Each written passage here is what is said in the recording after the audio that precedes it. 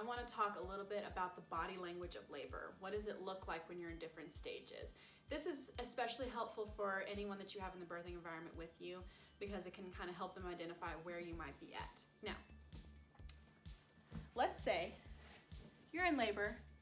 You're pretty sure it's not early labor because the contractions are regular and they seem to be getting close together. So even though you're not hugely uncomfortable, you're pretty sure that this might be it.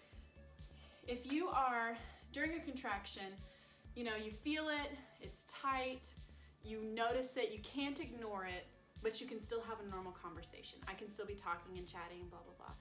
Then that is early labor. It probably is not making cervical change, but it is strengthening your uterus and preparing for labor. Remember, like I said earlier, no labor is wasted.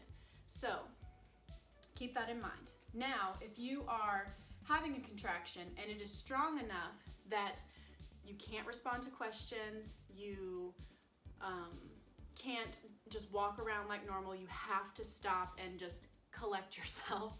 Whether you or not it is super painful or whether it is just super intense, it will be to a point where you cannot talk to someone, you cannot respond to someone until the contraction is over.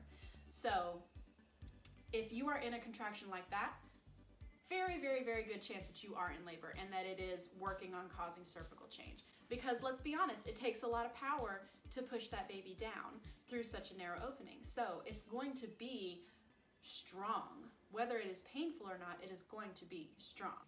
So early labor looks like mostly doing the same things you would normally do, just pausing and going, oh, that's tight, that I feel that.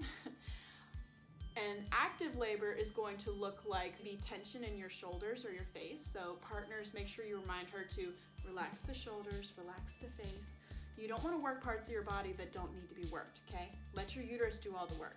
Latent active labor, heading towards transition, is going to look like contractions. You're going to be intense, you're going to be focused, you're going to be leaning into it, and then likely just wanting to rest in between.